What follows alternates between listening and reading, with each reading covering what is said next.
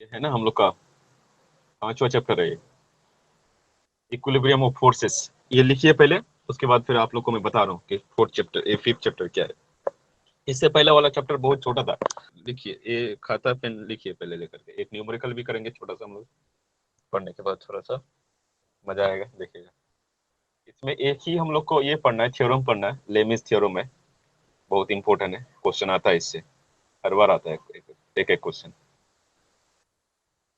10 marks का। तो आप लोग को शायद पता हो गया कि चैप्टर का नाम क्या है, 5th चैप्टर का इक्विलिब्रियम ऑफ फोर्सेस है। डिफिनेशन भी पढ़ेंगे हम लोग, इक्विलिब्रियम बताया भी, हम फोर्स का भी डिफिनेशन बताया, इक्विलिब्रियम का भी इससे पहले वाले चैप्टर में बताया। फिर आज थोड़ा इंट्रोडक्शन देंगे हम। तो इसमें पढ़ना क्या क्या हम लोग के कंटेंट में देख लेते हैं। कि इंट्रोडक्शन तो ये है कि इक्विलिब्रियम क्या होता है, उसके बाद प्रिंसिपल ऑफ इक्विलिब्रियम पढ़ेंगे, उसके बाद 3 नंबर में हम लोग पढ़ेंगे क्या, method of equilibrium of coplanar forces. उसके बाद 2 चीज होगा यहाँ पे, analytical method of for the equilibrium of coplanar forces. सिर्फ और सिर्फ और यहाँ पे हम लोग बात करेंगे कोप्लेनर फोर्सेस। उसके बाद 5 नंबर में है लेमिस थ्योरम, एक ग्राफिकल मेथड नहीं होगा अभी, ठीक है। उसके बाद है 7 नंबर में converse of the law of triangular forces, ये होगा। उसके बाद 8 नंबर में होगा of law of polygon forces. उसके बाद 9 नंबर में होगा ये कंडीशन ऑफ इक्विलिब्रियम, ये हम लोग को पता है। 10 नंबर में है टाइप्स ऑफ इक्विलिब्रियम। ये 10 टॉपिक हम लोग को पढ़ना है, हो जाएगा, कोई दिक्कत नहीं है, आज ही तो बहुत सारा टॉपिक हो जाएगा, छोटा छोटा चीज है। सबसे पहले बताओ, किसी को पता है व्हाट इज मैकेनिकल इक्विलिब्रियम का बात अगर करें हम लोग पहले। इक्विलिब्रियम बहुत सारा होता है, केमिकल इक्विलिब्रियम होता है, थर्मोडायनेमिक इक्विलिब्रियम होता है, मैकेनिकल इक्विलिब्रियम होता है। हर जगह पे एक अलग अलग इक्विलिब्रियम लगता है। तो मैकेनिकल इक्विलिब्रियम, क्योंकि हम फिजिक्स या फिर जो बात कर रहे हैं इंजीनियरिंग मैकेनिक्स का, तो हम लोग बात करेंगे मैकेनिकल इक्विलिब्रियम का। तो मैकेनिकल इक्विलिब्रियम क्या होता है, उसके बाद हम लोग फोर्स पढ़ेंगे, मैकेनिकल ऑफ इक्विलिब्रियम। तो आपको टॉपिक का मीनिंग पता लग जाएगा कि टॉपिक का जो नाम है मैकेनिकल इक्विलिब्रियम ऑफ फोर्स, तो आपको समझ में आएगा कि इक्विलिब्रियम का मतलब क्या होता है। फर्स्ट बताइए कि इक्विलिब्रियम क्या है, या फिर मैकेनिकल इक्विलिब्रियम जिसका हम लोग मतलब कहते हैं, तो उसका मतलब बताइए पहले। मैकेनिकल इक्विलिब्रियम पता है किसी लड़के को, equilibrium, what is equilibrium?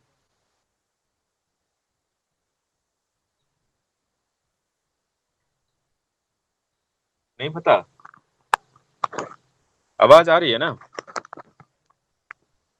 Yes sir. Okay, तब चलो हम ही बता रहे हैं।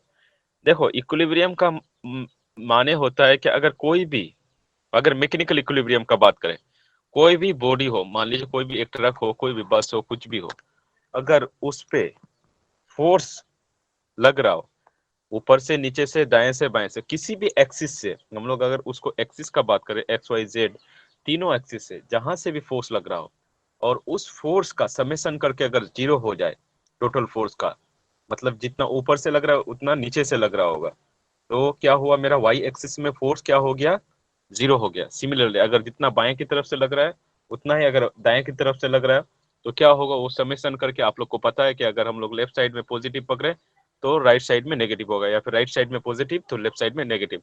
तो दोनों का समेशन करके, या फिर जितना सारा एक्सिस में फोर्सेस लग रहा है उसका अगर समेशन करके 0 हो, पहला तो ये है कि उसमें जितना सारा फोर्सेस लग रहा है, जिधर से भी फोर्सेस लग रहा है, उसका समेशन करके 0 होना चाहिए। दूसरा, उस बॉडी में कुछ भी टोर्शन का बात करेंगे हम लोग, या फिर टॉर्क का बात, जो हम लोग इससे पहले वाले इसमें किए थे, टॉर्क नहीं लगना चाहिए। मतलब क्या, उसमें मूवमेंट 0 होगा। जितना जितना भी, मतलब क्या, उस बॉडी को हम लोग रोटेट नहीं करा सकते हैं, मूव नहीं करा सकते हैं, और उसमें जितना सारा फोर्सेस लगता है वो सारे फोर्स का समेशन होकर के एक 0 हो जाएगा।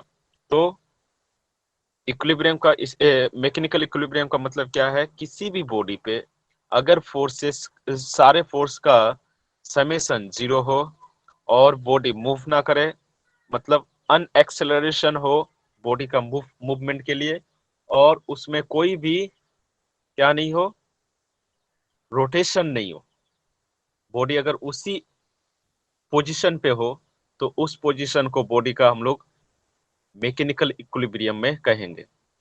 सिमिलरली अगर किसी बॉडी पे टेम्परेचर कांस्टेंट रहे, मतलब क्या, टेम्परेचर का ना बढ़ना या फिर घटना, अगर वो अगर कांस्टेंट रहे तो वो मेरा क्या होगा, थर्मोडायनेमिक्स इक्विलिब्रियम। सिमिलरली अगर किसी भी मॉलिक्यूल में, अगर मॉलिक्यूल का कंपोजिशन अगर सेम रहे, मतलब जितना हम मीथेन मीथेन मान लो कोई भी एक कंपाउंड हो, अगर हम जितना सारा कार्बन ले रहे हैं, अगर हाइड्रोजन भी उतना ही ले, C2H2, जैसे कि आप लोग पढ़े होंगे, इथाइलिन पढ़े हैं, तो दो मॉलिक्यूल ऑफ हाइड्रोजन और दो मॉलिक्यूल ऑफ कार्बन मिला करके एक हम लोग को इथाइलिन बनता है। तो अगर उसका कंपोजिशन, किसी भी कंपाउंड में अगर उसके मॉलिक्यूल का कंपोजिशन अगर सेम रहे, तो उसको हम लोग क्या बोलते हैं, केमिकल केमिकल इक्विलिब्रियम। तो आपको इक्विलिब्रियम का मीनिंग अलग अलग जगह पे अलग अलग पढ़ना है। हम लोग क्योंकि यहाँ पे फिजिक्स या फिर इंजीनियरिंग मैकेनिक्स पढ़ रहे हैं, तो हम लोग को मैकेनिकल इक्विलिब्रियम पढ़ना है। और मैकेनिकल इक्विलिब्रियम का जिस जहां पर भी जाए हम लोग, वहां पर फोर्स और मूवमेंट का बात करेंगे, या फिर टॉर्क, या फिर हम लोग रोटेशन का बात करेंगे, या फिर मूवमेंट का बात करेंगे, या फिर एक्सेलरेशन का बात करेंगे। केमिकल केमिकल इक्विलिब्रियम और थर्मोडायनेमिक इक्विलिब्रियम के बारे में बाद में बात करेंगे, जब आप लोग को केमिस्ट्री पढ़ाएंगे तो सर लोग केमिकल काइनेमेटिक्स में केमिकल इक्विलिब्रियम के बारे में पढ़ाएंगे।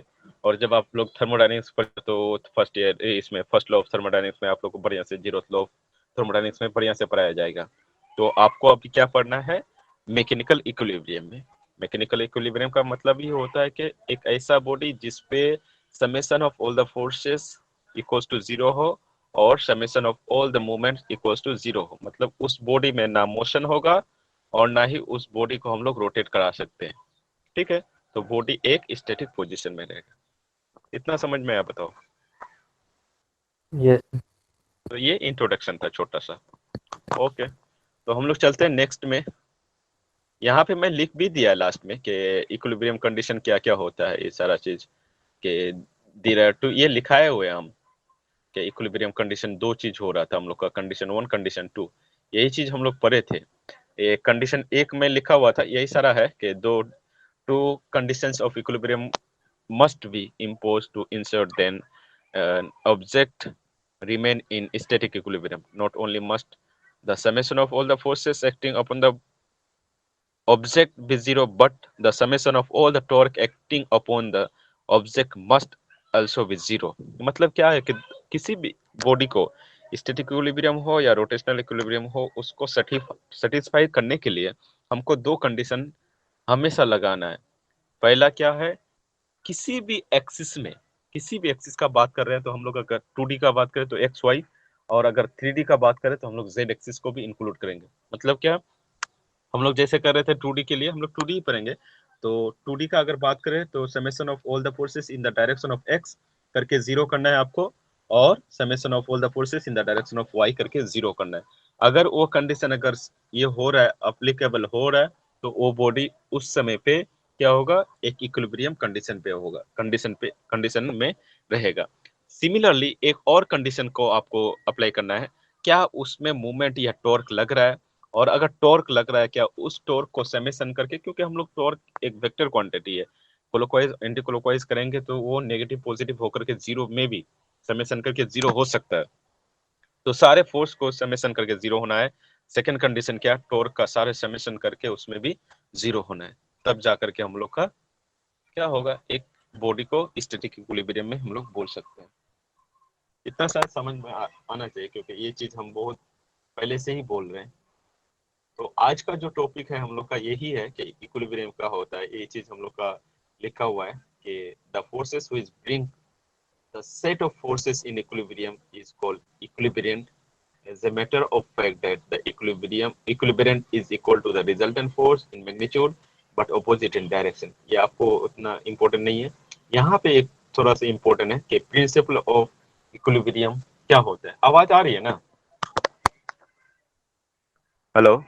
यस सर, आवाज आ रहा ओके, तो यहाँ पे हम लोग को ना तीन कंडीशन पढ़ना है कि टू फोर्स प्रिंसिपल क्या होता है इक्विलिब्रियम के लिए, थ्री फोर्स इक्विलिब्रियम क्या होता है, फोर फोर्स इक्विलिब्रियम क्या होता है। ये सारा थोड़ा सा आप लोग को जब कभी भी अगर प्रिंसिपल ऑफ इक्विलिब्रियम आएगा एग्जाम में, तो ये सारा लिखने के लिए है। लेकिन जो मेन है हम लोग का, ये नीचे है, ये हम लोग का लेमिस थ्योरम है। मेन ये है यहाँ पे जो दिख रहा है आप लोग को स्क्रीन दिख रहा है ना? मेन ये है। हेलो। स्क्रीन दिख रहा है सर। हाँ, स्क्रीन दिख रहा है ना? Yes sir. Yes sir. Yes sir. Okay, तो ये जो है ना, हम लोग का 3 कंडीशन है, 3 पॉइंट है इस प्रिंसिपल ऑफ इक्विलिब्रियम के लिए। ये थोड़ा एक बार देख लीजिएगा। तो टू फोर्सेस इक्विलिब्रियम में देख लीजिएगा, if a body is in equilibrium is acted upon by two forces then they must be equal, opposite and collinear. ये चीज आपको पता ही है। अगर टू फोर्सेस का बात करें हम लोग, क्या होता है कि अगर मान लीजिए दो फोर्स है और दो फोर्स कहाँ, एक नीचे की तरफ से लग रहा है और एक ऊपर की तरफ से लग रहा है किसी भी बॉडी में, तो क्योंकि ये इक्विलिब्रियम का कंडीशन को बता रहा है। और प्रिंसिपल का मतलब क्या है कि इक्विलिब्रियम का अगर हम प्रिंसिपल बता रहे हैं, मतलब क्या, इक्विलिब्रियम को सेटिस्फाई करेगा। और कोई भी जो चीज हम यहाँ पे बता रहे हैं, जो प्रिंसिपल यहाँ पे बात कर रहे हैं, वो इक्विलिब्रियम को सेटिस्फाई कर रहा है। यहाँ पे टू फोर्स है, मतलब क्या, दो फोर्सेस लगा रहे हैं हम किसी भी बॉडी पे। तो मतलब क्या है, किसी भी बॉडी पे अगर दो फोर्स लग रहा है तो दोनों अपोजिट इन नेचर होगा, और अपोजिट इन नेचर होगा मतलब क्या, अगर एक ऊपर की तरफ से लग रहा है तो एक नीचे की तरफ से लगेगा। ये तो हो गया पहला। दूसरा क्या होगा कि वो दोनों इक्वल मैग्नीट्यूड में होना चाहिए, तभी तो समेशन करके हम लोग जीरो पाएंगे। अदरवाइज हम लोग जीरो कैसे मिलेगा, हम लोग को जीरो मिलेगा ही नहीं, क्योंकि इक्विलिब्रियम कंडीशन लाने के लिए हम लोग को फोर्स का समेशन करके जीरो करना है। यहाँ पे टू फोर्स है, तो टू फोर्स का मतलब क्या, एक बॉडी पे दो ही फोर्स लग रहा है। मान लीजिए दाएं की तरफ से लग रहा है या बाएं की तरफ से लग रहा है, आप बोलिएगा कि एक दाएं की तरफ से लग रहा है और एक ऊपर की तरफ से लग रहा है, क्या ऐसे में पॉसिबल है? ऐसे में पॉसिबल कैसे होगा? बॉडी नीचे की तरफ और बाएं की तरफ चल जाएगा, मूव कर जाएगा बॉडी, तब तो उस समय फिर आप क्या बोलिएगा कि बॉडी क्या इक्विलिब्रियम कंडीशन में है? नहीं है। तो आपको कंडीशन ऑफ इक्विलिब्रियम लेके चलना है, और उसका क्या क्या प्रिंसिपल है वो भी देखना।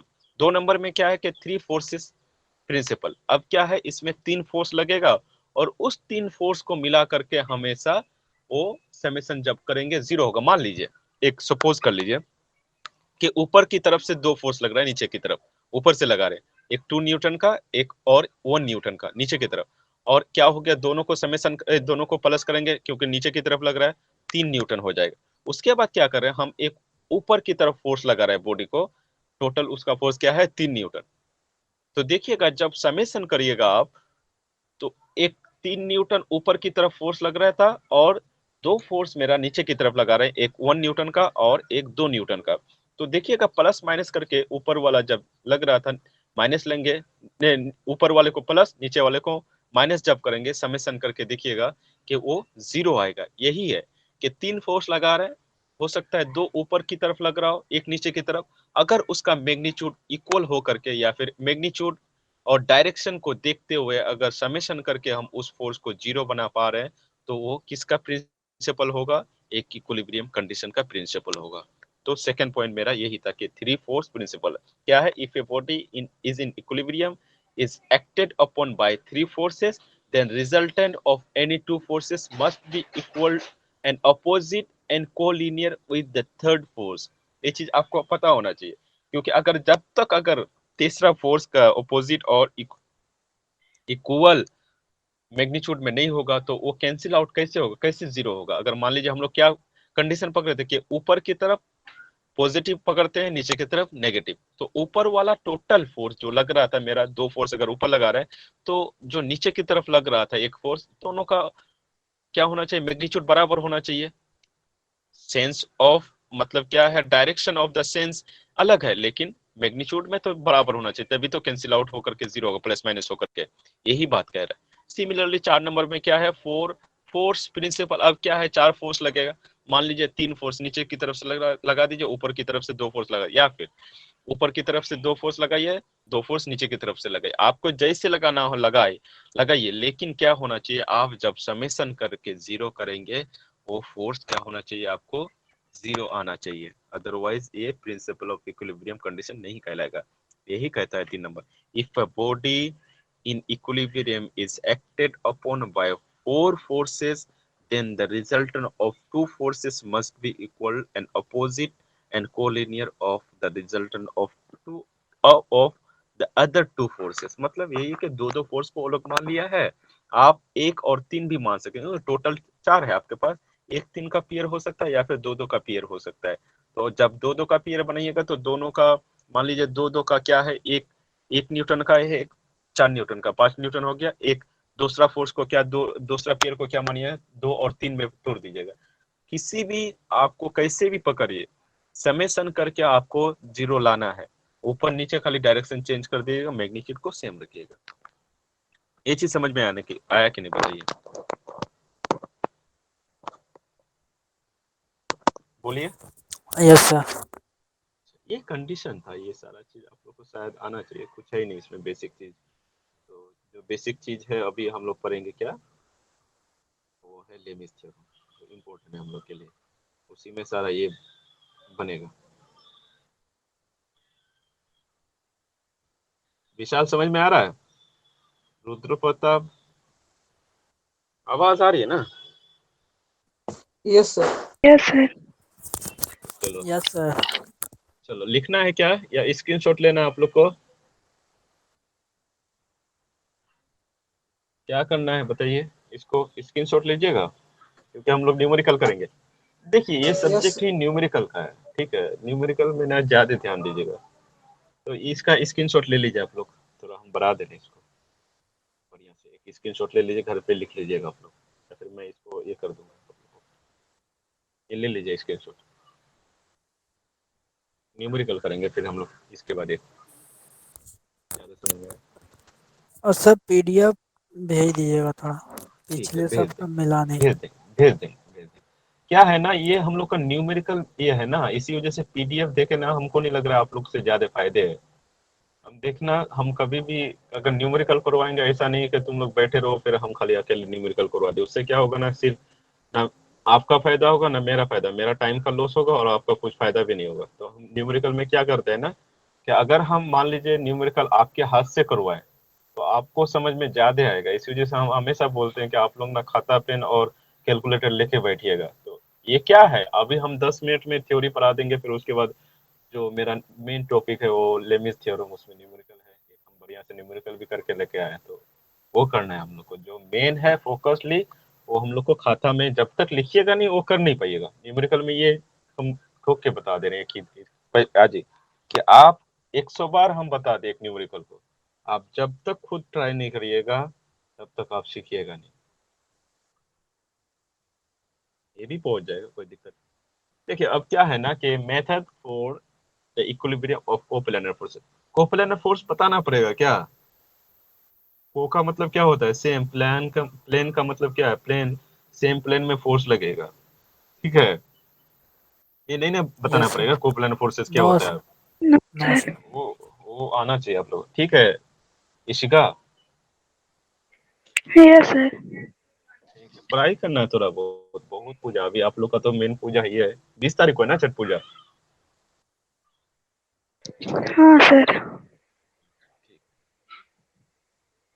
अभी 1-2 दिन पढ़ लेंगे हम लोग, फिर छुट्टी मिलेगा आप लोग को, कोई दिक्कत नहीं। तो देखिए अब क्या है ना कि हम लोग को कोप्लानर फोर्सेस लगेगा कि एक ही प्लेन में हम लोग मान लीजिए कि किसी भी एक प्लेन, मान लीजिए एक्स वाई प्लेन या फिर वाई जेड प्लेन, किसी भी प्लेन, हम प्लेन बहुत बढ़िया से बताएं, ठीक है। कोई एक ही प्लेन में हम का रहेगा और वो जितना सारा फोर्सेस लगा होगा लगेगा। यहाँ पे 3 फोर्सेस ही लगेगा हमें, यू आर जो है वो क्या होगा वो सर साउंड इसका कट रहा है।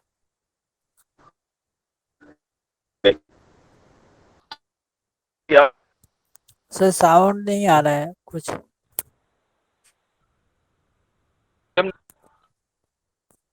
हेलो। आ रही है, अब आ रही सर कट रहा है, कट रहा है आवाज है सर, कट रहा है आवाज। सब। हेलो, सबका आवाज कट रहा है क्या? अब ठीक है सर। अब ठीक है, ठीक है, चलिए, हो सकता है नेटवर्क इशू हो। तो देखिए लेमिस थ्योरम ना क्या कहता है कि मान लेते हैं किसी भी बॉडी पे ना 3 कोप्लानर फोर्सेस ले लेते हैं हम, ठीक है। किसी भी पॉइंट पे, किसी एक बॉडी में मान लीजिए कोई कार है और उस कार पे क्या है, किसी एक पॉइंट को चुन लेते हैं हम लोग और उस पॉइंट पे हम लोग क्या लगाते हैं, तीन फोर्स लगा रहे हैं तीन तरफ, तीनों का डायरेक्शन अलग अलग है। अभी तक हम लोग क्या देख रहे थे कि एक कोई एक्स एक्सिस, वाई एक्सिस या फिर जेड एक्सिस में ही लग रहा था। अब हम लोग ऐसा नहीं करेंगे, किसी भी एक्सिस में लगा, कहीं पर भी लगा देंगे। इतना दिन से हम क्या कर रहे थे, किसी एक्सिस में अगर नहीं था तो उसको लेके आ रहे थे, वो भी बढ़िया मेथड है। अगर नहीं था उसको रेजुलेट करके एक्स वाई प्लेन में लेके आ रहे थे, एक्स वाई एक्सिस में, उसके बाद हम लोग पकड़ लेते थे। और अगर स्टैटिक इक्विलिब्रियम का बात करना होता था, हम लोग स्टैटिक इक्विलिब्रियम का कंडीशन लगा करके रिजल्टेंट फोर्स फाइंड आउट कर रहे थे, वहां से position of the resultant force find out कर रहे थे। उसके बाद फिर हम लोग direction of the resultant force भी फाइंड आउट किए हैं, बहुत सारा कैलकुलेशन किए। अब क्या है कि हम लोग को कोई भी तीन फोर्स देगा, यहाँ पे लिमिटेशन ऑफ लेमिस थ्योरम याद रखना, ये लिखने देता है।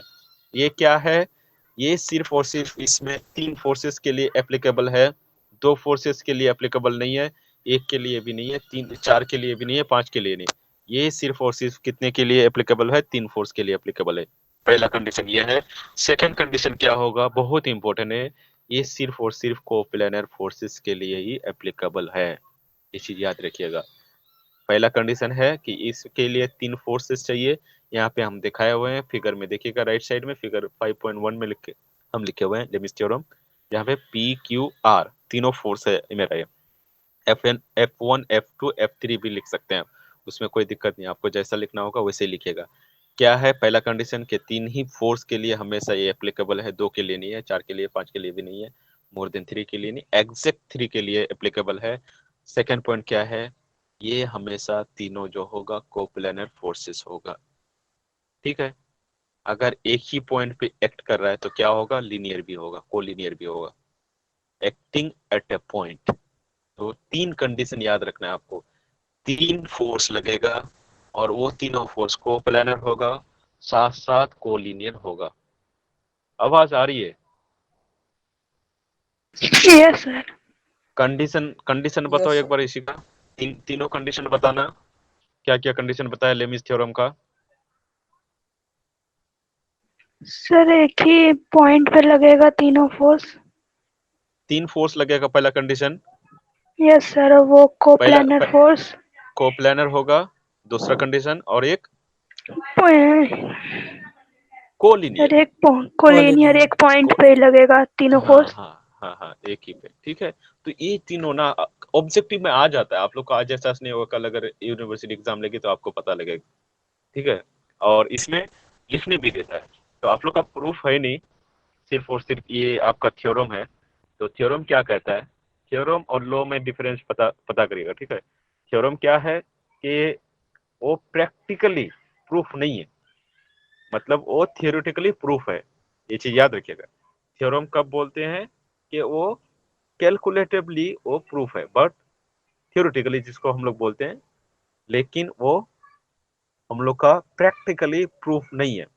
जब तक कोई भी चीज प्रैक्टिकली प्रूफ नहीं हो जाता है उसको हम लोग थ्योरम, उससे पहले तक थ्योरम बोलते हैं। अगर वो प्रैक्टिकली प्रूफ हो जाए तो उसको लॉ बना देते हैं, ठीक है। तो ये थ्योरम है, ये प्रैक्टिकली हम लोग का नहीं है, ये थ्योरेटिकल है। तो ये क्या बोलता है लेमिस थ्योरम कि it state that if three coplanar, बढ़िया से पढ़िएगा, देखिए, if three coplanar forces acting at A point be in equilibrium, होना चाहिए एक इक्विलिब्रियम में, देन ईच फोर्स, जो भी तीन फोर्सेस है, is directly proportional to the sine of the angle between two forces.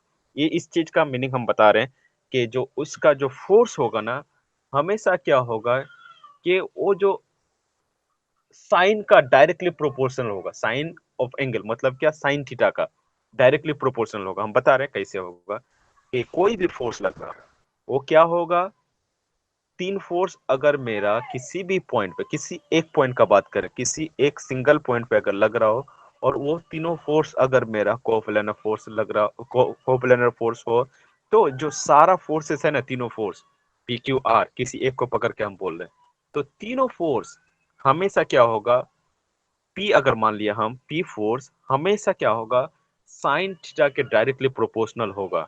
और वो क्या होगा, दोनों, वो एंगल कहाँ होगा, दोनों फोर्स के बीच का एंगल होगा। चीज को याद रखिए, देखिए ये वाला इक्वेशन देखिए, P bye sine alpha, Q by sine beta, R by sine gamma. ये दिख रहा है? Yes sir. और फिगर दिख रहा है इधर राइट साइड में जहाँ पे लेमिस थ्योरम लिखा हुआ है ऊपर में। Yes sir. देखिए बढ़िया से देखिए अल्फा बीटा गामा कहाँ कहाँ है, बढ़िया से थोड़ा विजुअलाइज करके देखिएगा, नहीं तो फिर आज अगर अभी समझ में नहीं आएगा तो ये चीज बहुत दिक्कत होने वाला है। चीज को बढ़िया से देखिए। देखिए जब हम पी का बात कर रहे हैं तो पी के लिए जब हम बात करेंगे तो पी जब फोर्स लग रहा है किसी भी पॉइंट पे, मान लीजिए जहां पे लग रहा है तीनों फोर्स एक्ट कर रहा है, सी पॉइंट है जहां पे अल्फा बीटा गामा लग रहा है ना, तीनों फोर्स एक्ट कर रहे हैं एक ही पॉइंट पे, वहां पे सी पॉइंट मान लिया हम। ठीक है, उसके बाद हम जब पी, अभी डायरेक्शन का बात नहीं करेंगे हम लोग, ठीक है, डायरेक्शन का बात मत करिएगा, डायरेक्शन छोड़ देते हैं हम लोग, जैसे बाद में बात करते हैं वो बाद में बात करेंगे। यहाँ पे सिर्फ और सिर्फ मैग्नीट्यूड पी मान लीजिए, कोई फोर्स लग रहा है सी पॉइंट पे लग रहा है, डायरेक्शन मेरा कहीं है। अब क्या हो रहा है कि मेरा तीन एंगल है वहां पे, तीन एंगल, याद रखिएगा तीन एंगल का बात कर रहे हैं। तो अब मेरा एंगल कौन सा लेना है ये आपको बहुत माइन्यूटली ये करना है, विजुअलाइज करना है कि हम क्या बोले कि ये जो फोर्स होगा तीनों में से कोई भी फोर्स, तीनों में से तीनों फोर्स, वो क्या होगा, डायरेक्टली प्रोपोर्शनल किसका होगा, साइन एंगल के, मतलब साइन थीटा का। और वो एंगल कहाँ होगा, जो फोर्स ले रहे हैं उस फोर्स को छोड़ देंगे, जो दूसरा दो फोर्स मेरा बचा, वो दोनों फोर्स के बीच का एंगल होगा हमेशा। क्या बोले, फिर से बढ़िया से सुनिएगा, क्या बोले हम, एंगल कौन सा होगा, क्योंकि अल्फा बीटा गामा आप यहाँ पे लिख रहे हैं तो वो आप रट लीजिएगा तो फिर गलत हो जाएगा, क्योंकि आप कुछ भी किसी को भी मान लीजिए वो आपको याद होना चाहिए। क्या हम जिस फोर्स को ले रहे हैं और साइन एंगल कुछ किसका लेंगे, जो दो फोर्स बचा उस दो फोर्स के बीच का एंगल लेंगे। देखिए क्या होगा, जब P बाई साइन अल्फा हम लिखें तो P पकड़े हैं लेकिन एंगल कौन सा लिए हैं, P के साथ हम जो एंगल जो है उसको छोड़ दिए, मतलब दो फोर्स बचा मेरा Q और R, तो Q R के बीच में जो एंगल है ना, वो एंगल लेंगे हम किसके साथ, साइन के साथ। इतना समझ में आया कि नहीं बताइए? Yes sir. यस। उसके उसके बाद अगर Q ले तो Q के लिए अब क्या करेंगे, मेरा बचा क्या, P और R, P और R के बीच में जो एंगल है उसको डिवाइड कर देंगे किससे, साइन अल्फा से, साइन बीटा से, सॉरी, तो बीटा एंगल बचा यहाँ पे। ये इतना समझ में आया? Yes sir.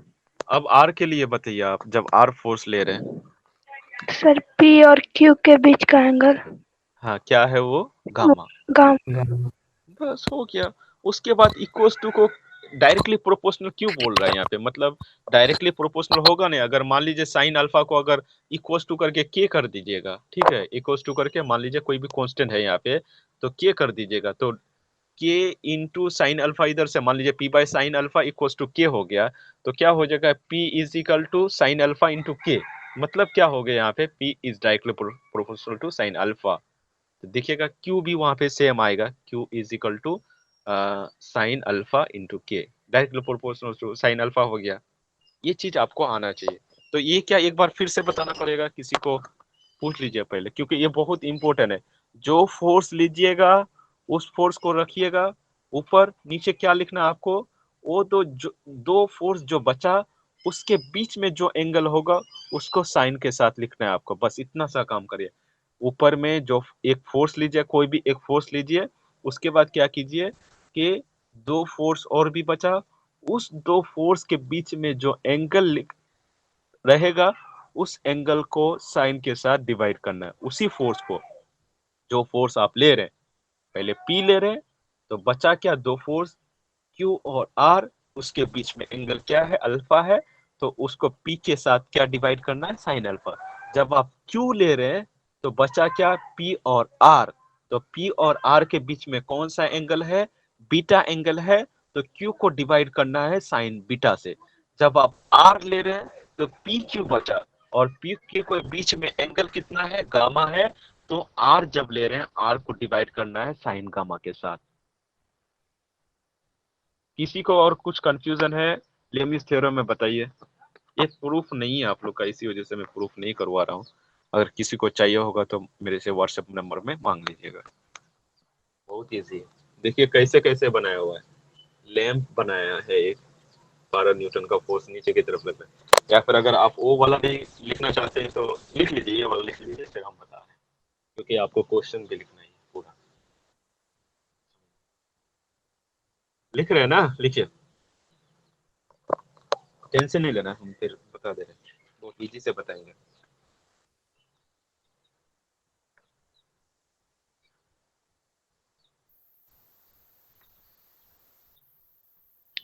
खाता, पेन और कैलकुलेटर होना चाहिए, खास करके मेरे क्लास में, नहीं तो आपको कुछ समझ में नहीं आएगा। हम बार बार वही चीज बोल रहे हैं, हम जितना भी कर दे आपके लिए यहाँ से बैठ के या फिर कॉलेज में बैठ के जो पेन और पेंसिल से पढ़ा देते, कुछ नहीं होगा जब तक आप खुद। हो गया सर। सर ओके, हाँ बोलो बोलो। फर्स्ट लाइन में सी बाई नाउ लिखा हुआ है क्या सर? सी के बाद कोमा देना है, उसके बाद बाय 2 स्ट्रिंग्स, सब बाई बताएंगे हम सब। 2। हाँ, हम एक बार पढ़ भी दे रहे हैं। An electric light fixer weighing of 15 newton hangs from a point C, मतलब बोल रहा है कि कोई सर भी एक आवाज लाइट। कट रहा है। आवाज कट रही है क्या? सुनो, बोल यस रहा है सर। कि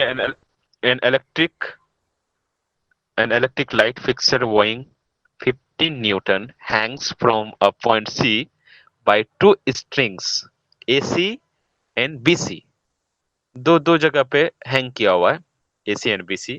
the string AC is inclined at 60 degree, आपको फिगर में दिख रहा है, to the horizontal, and BC at 45 degree to the horizontal as shown in figure 5.3। आपको दोनों चीज दिख रहा है। अब बोल रहा है कि आपको बोल देगा कि क्या लगाना है, क्योंकि इस क्वेश्चन को आंसर हम लोग दूसरे तरीके से भी बना सकते हैं। आपको बोल रहा है कि यूजिंग लेमिस थ्योरम और अदरवाइज कोई भी दूसरे तरीके से भी बता सकते हैं, हम लोग लेमिस थ्योरम ही लगाएंगे। Determine the forces in the string AC and BC। तो इस फिगर का सबको ये कर लिया है क्या, खाता में लिख लिया है? तो हम दूसरा ये बताएंगे आप लोग को, इसको ये करेंगे, चेंज करेंगे हम इसको। बना रहे लिख हैं लिया? सर। हो अच्छा गया। ठीक है, ठीक है, ये थोड़ा और 1 मिनट ले लीजिए, उसके बाद हम लोग फिर चेंज करते हैं इसको। देखो आप खुद से करिएगा, नहीं तो फिर मेरा पढ़ाने का कोई फायदा है नहीं। तो हम तो एक दिन में ही आपको एक चैप्टर खत्म कर दें, तो क्या लाभ होगा आपको? प्रॉफिट भी तो होना चाहिए ना आपको मेरे पढ़ाने का।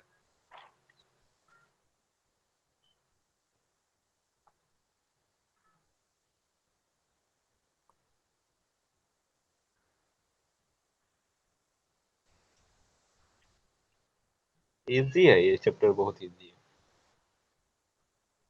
मोमेंट्स एंड देयर एप्लीकेशन से इजी है, सिर्फ आपको लेबनिज थ्योरम लगाने आना चाहिए।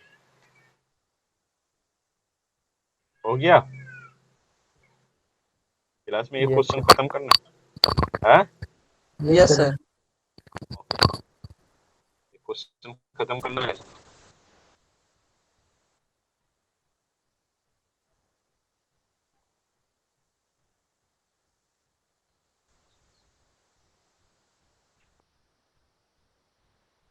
ये सॉल्यूशन होगा आप लोग का।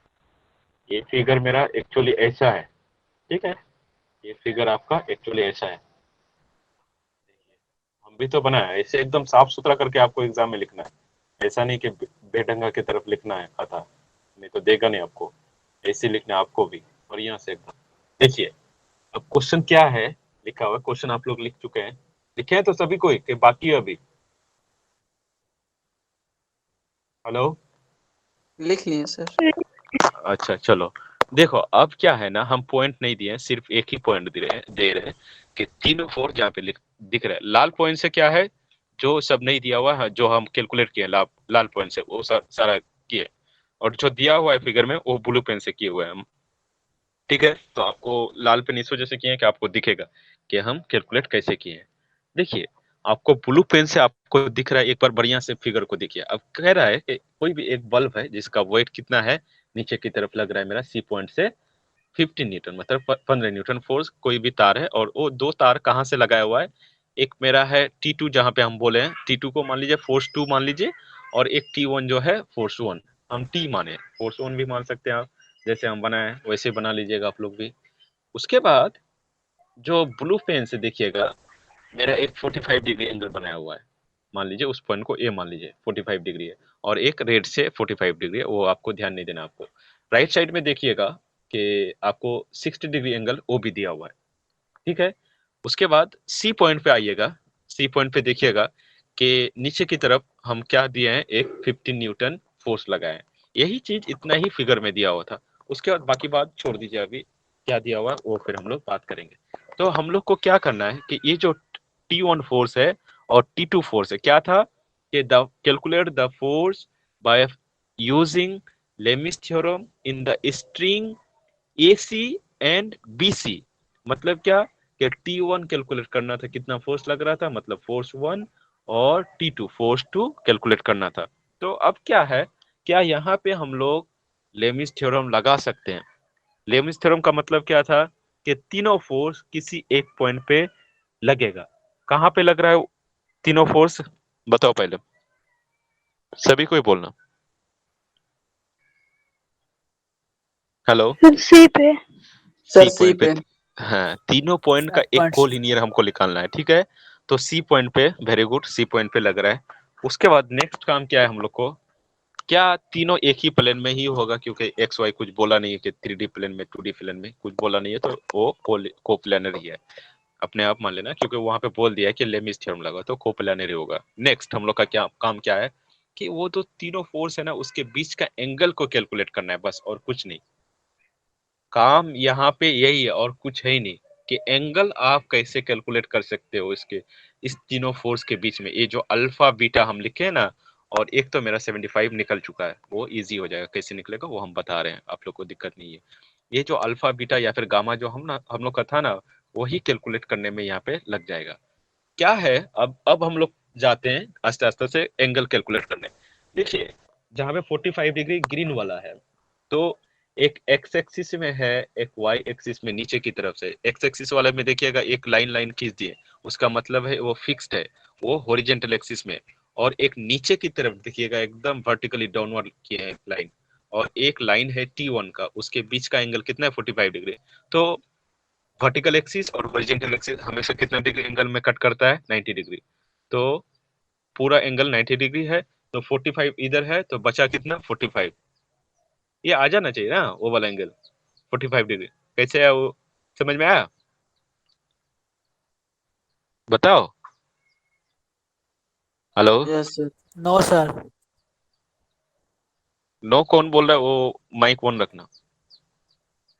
कौन, धनीराम। धनीराम। अच्छा, हॉरिजॉन्टल एक्सिस और वर्टिकल एक्सिस में कितना डिग्री एंगल होता है, 90 डिग्री। तो यहाँ पे एक हॉरिजॉन्टल लाइन दिख रहा है आपको, जो फिक्स लाइन है, वो डॉट एक एक कट कट कट कट करके है, वो कौन सा लाइन है, बताओ। हेलो, नीचे जो वर्टिकल है सर। अरे नहीं, वो जिसमें कट कट कट कट करके दिए हुए ना, दो चार बहुत सारा दाग दिए हैं, वो लाइन है ना एक, वो कौन सा लाइन है, हॉरिजेंटल है, हॉरिजॉन्टल है। Vertical vertical sir. हट, वो हॉरिजॉन्टल लाइन है। ऊपर की तरफ जहां पे 45 डिग्री एंगल लिखे हुए हैं रेड पेन से, वो वाला लाइन का बात कर रहे हैं। ये सर वो वर्टिकल है सर।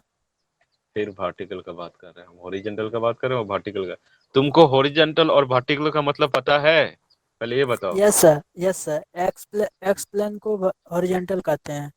कौन सा था, x plane, x x dash को। प्लेन का क्या बात कर रहे हैं, एक्स एक्सिस को हम लोग yes sir, x axis horizontal को बोलते हैं, हॉरिजॉन्टल। और वाई एक्सिस को क्या बोलते हैं, वर्टिकल। वर्टिकल। तो एक्स एक्सिस और वाई एक्सिस कितना डिग्री एंगल में कट करता है, 90 डिग्री।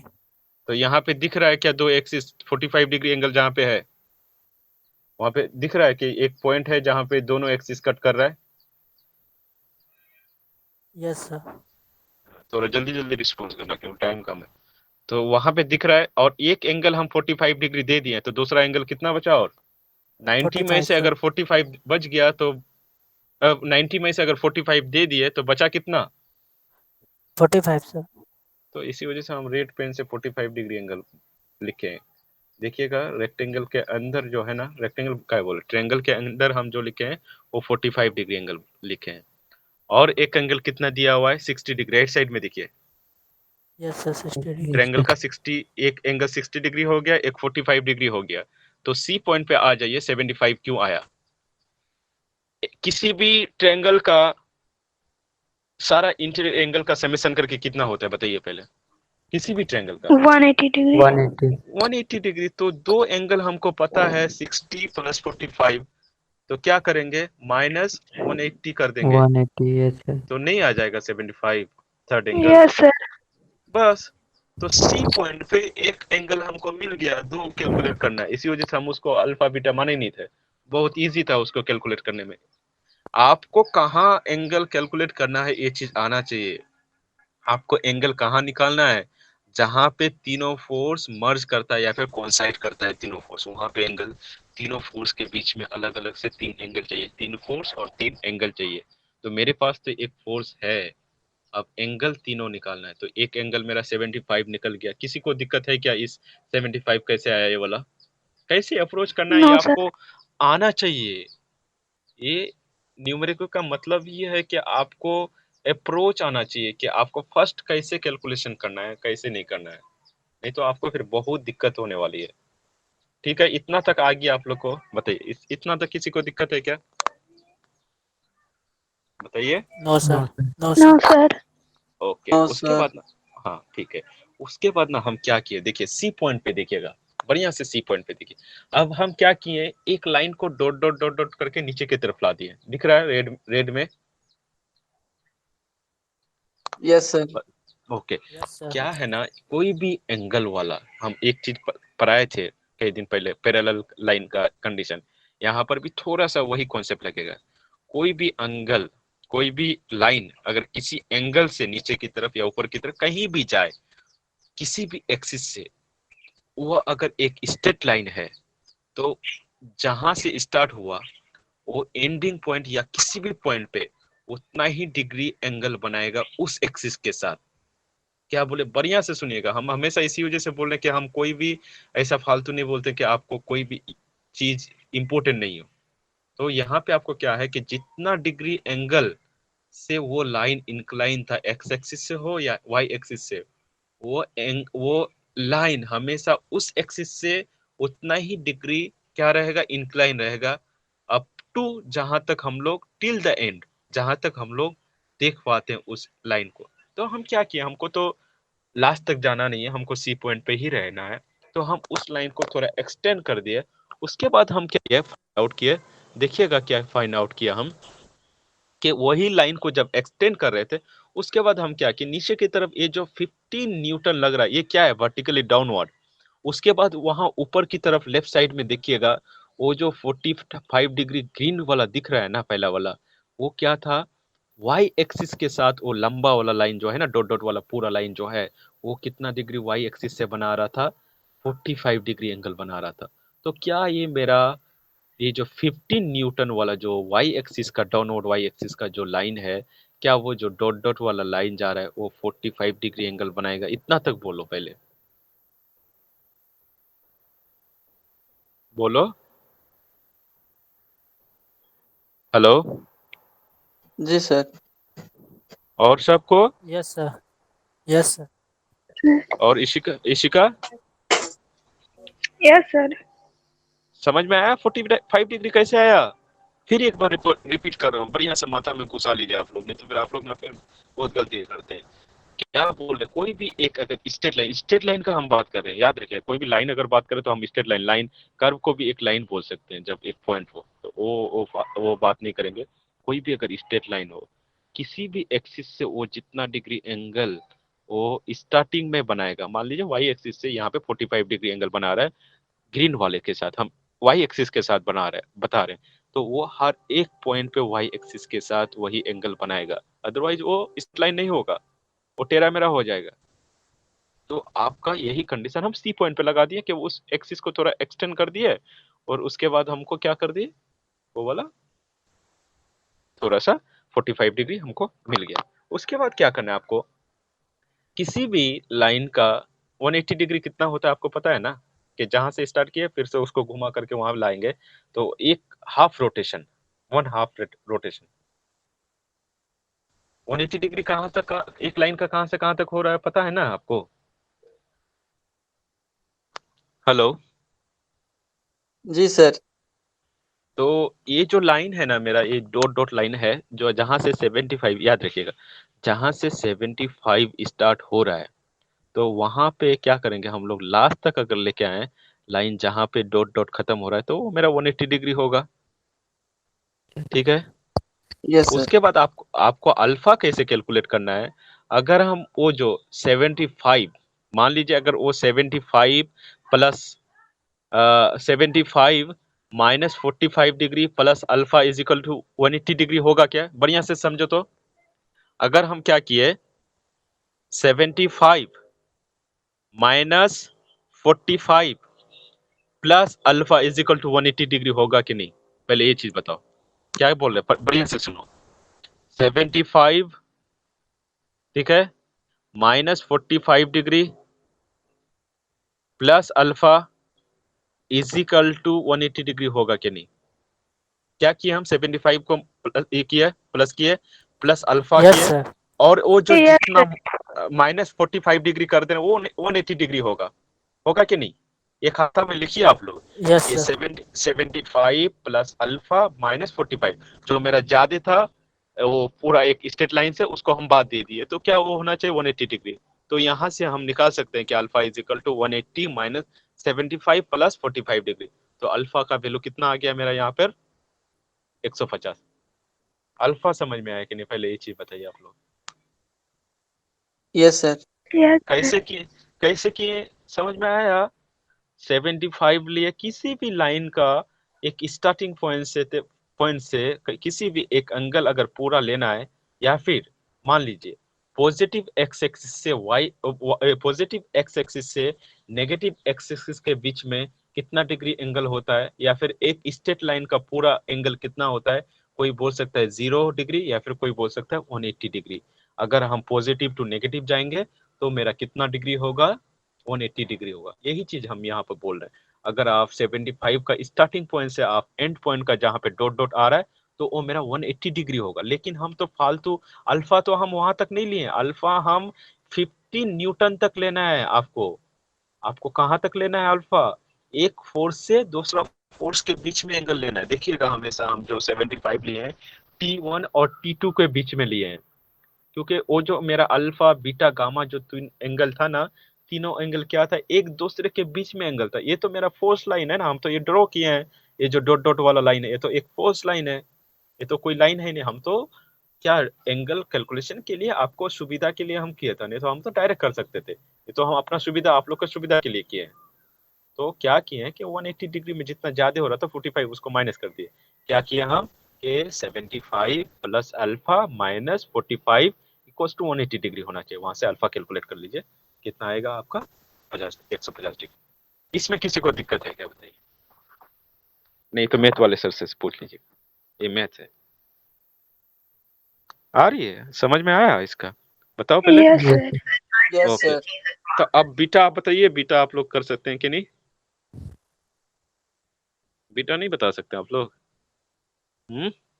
एक पूरा पूरा एक सर्कल ही तो है, एक सर्कल का पूरा रोटेशन कितना होता है, वन रोटेशन कितना होता है 360 डिग्री। तो 360, यस सर। वही तो कि beta plus alpha plus 75 is equal to 360। देखिए बीटा जहां से स्टार्ट किया था अगर फिर वहीं पे आ जाए घूम के पूरा एक चक्कर लगा के, वो कितना होता है 360 डिग्री। तो देखिए हम कैसे बोल रहे हैं, जैसे बोल रहे हैं एकदम दिमाग में लगाइए। बीटा लिए प्लस 75 लिए प्लस अल्फा लिए, जहां से स्टार्ट किए थे वहीं पे खत्म कर दिया घूम के आकर के, वो कितना होता है 360। तो बीटा अल्फा का वैल्यू पता है, बीटा नहीं निकल जाएगा यहाँ से, beta plus 150 plus 75 is equal to 360। तो यहाँ से बीटा इज इक्वल टू आ जाएगा 135 डिग्री।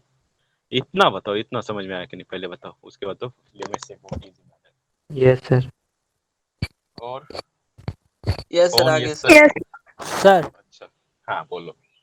सर डायरेक्ट अगर beta plus 45 is equal to 180 degree कर देंगे तो beta plus 45 degree is equal is to equal, हाँ 180। वहां से भी तुम करो, वहां से भी करो, गुड।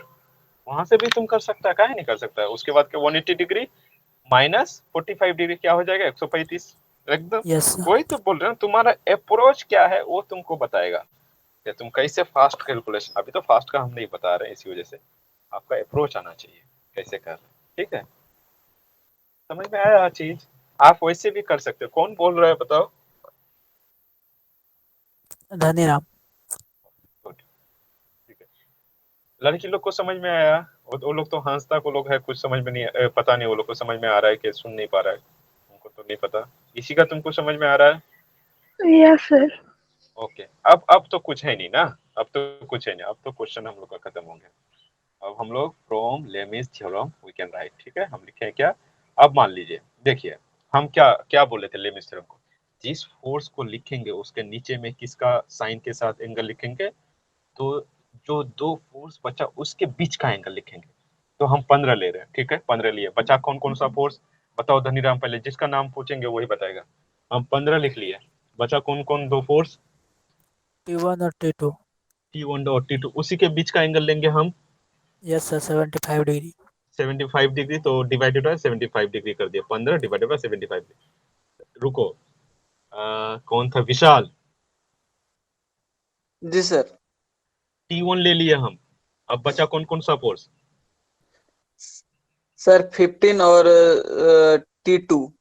हाँ, तो 15 और T2 के बीच का एंगल लेना है। अब जब T1 लेना है तो बचा दो फोर्स, और वो दो फोर्स के बीच का एंगल आपको लेकर उसको डिवाइड कर देना है साइन के साथ। कौन सा बचा एंगल, कौन सा एंगल लोगे अभी T1 जब लोगे, T2 और 15 के बीच का एंगल 15 क्या है, वो क्या है एंगल, नाम क्या है उस एंगल का। किसका सर? 15। 15 और अल्फा। T2 के बीच का, हाँ अल्फा, वेरी गुड। तो आपको जब T1 लेना है ऊपर में डिनोमिनेटर में, तो न्यूमरेटर में आपको क्या लेना है, जब लेना है साइन अल्फा, ठीक है, इसी का। Yes sir. जब T2 लेंगे तो दो फोर्स और कौन कौन सा बचा, सर T1 और 15 न्यूटन। उसके बीच में क्या, कौन सा एंगल, कितना एंगल है, बीटा। बीटा। तो T2 जब लेंगे उसको डिवाइडेड बाय साइन बीटा करेंगे। इतना समझ में आया कि नहीं, और वो सारा इक्वल होगा, बताओ। Yes sir. Yes sir. Yes sir. अब तो कुछ है नहीं ना, एक नंबर एक क्वेश्चन तो कर लीजिए, उसके बाद क्या कर लीजिए उसको एक बार क्या करिए, 15 डिवाइडेड बाय साइन 75 आप कैलकुलेटर में डालिएगा, डिवाइडेड बाय क्या, divided by sine 75 equals to क्या करिएगा, T1 साइन 150 साइन अल्फा का वैल्यू, अल्फा का वैल्यू रख दिया, वहां से T1 मिल जाएगा, T1 कैलकुलेट कर सकते हो, सब मिल गया। 15 एक वैल्यू है, साइन 75 भी एक वैल्यू है, T1 कैलकुलेट करना है, डिवाइडेड बाय साइन 150, T1 को लिखिएगा। वहां से अगर कोई वैल्यू अगर नेगेटिव आ रहा है तो आप सिर्फ और सिर्फ क्या मानिएगा, वो डायरेक्शन आपका डाउनवर्ड या अपवर्ड, उतना याद रखिएगा बस, इससे ज्यादा कुछ नहीं। नेक्स्ट क्या लिख सकते हैं आप, T2 equals to T2 divided by sine 135 equals to क्या लिख सकते हैं, 15 डिवाइडेड बाय साइन 75, क्योंकि इक्वल है ये सब कुछ एक दूसरे के साथ। क्या कैलकुलेट नहीं कर पाइएगा यहाँ से, हैं? Yes sir. Yes sir. कर ले। तो कोई दिक्कत था बताओ लेमिस थ्योरम नो लगाने में सर। किसी को। तो फिर इतने तो इजी था, इसी वजह से बोल रहे ये जो है ना मेन है काम, क्या है यहाँ पे काम है आपका एंगल निकालने का, ठीक है। लिखिए, लिखना है क्या या फिर स्क्रीनशॉट लेना, बताइए जो भी करना है करिए आप। लिखना है सर। लिखो, एकदम थोड़ा जल्दी लिखना, टाइम बहुत हो गया, आप लोग का नेक्स्ट क्लास भी होगा। लिखिए, दिख रहा है, तो इसको बढ़िया से ही कर दीजिए। वही रहने देना, फिगर फिगर वही रहने देना, सिर्फ और सिर्फ एंगल बना लेना आप लोग उसी पे। जल्दी जल्दी लिखना, ऐसे ही पढ़ना है, ठीक है। ये अच्छा एक अच्छा ये है थ्योरम है, इसमें बहुत सारा अच्छा अच्छा क्वेश्चन है।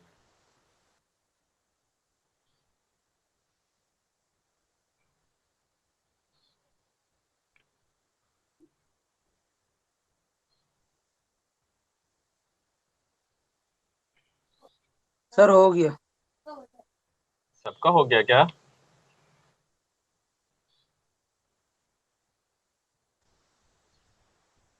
देखो आहिस्ते आहिस्ते से लिखते जाओ।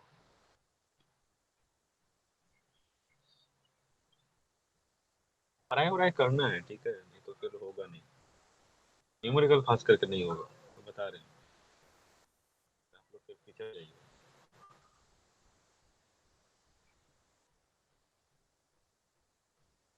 ऐसे ही साफ सुथरा करके आपको भी लिखना है एग्जाम, तभी मार्क्स मिले।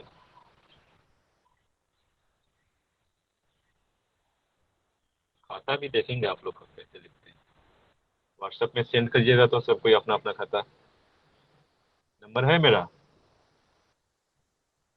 मेरे पास है सर। और सबके पास। है सर। सर T1 Yes, कितना sir. आएगा? T1 is equal to 7.77। मेरे पास है कैलकुलेशन किया हुआ, आप लोग कैलकुलेट करिए, हम फिर बता देंगे। ये पहले लिख लीजिए, आप लोग कैलकुलेट करके ना हमको व्हाट्सएप करिएगा सभी को, कि किसका कितना आंसर आ रहा है, ये हम चेक करेंगे कैसे कौन लिखते हैं कितना। सर लिख लिए ये। ठीक है, कौन कितना गंदा लिखता है ना हम देखेंगे, ये व्हाट्सएप करिएगा हमको, देखिए सभी को, सबको बोल रहे हैं, मतलब सबको। सर किसको कैलकुलेट करना है? ये T1 और T2 का वैल्यू को कैलकुलेट करके भेजिएगा, कौन कितना गंदा लिखता है ना वो चेक करेंगे खास करके, आंसर तो बाद में, पहले गंदा वाला देखेंगे कितना साफ सुथरा लिखते हो। ठीक है, सबका हो गया। Yes sir. ओके, क्या बोले, होमवर्क है इसी को T1 T2 कैलकुलेट करना आप लोग, और व्हाट्सएप करना हमको, सभी का बात कर रहे हो, एक का नहीं, सब कोई करेगा, ठीक है। Okay, sir. ओके, चलो फिर आप लोग आज जाओ, फिर आपका और एक क्लास है, bye bye, take care everyone.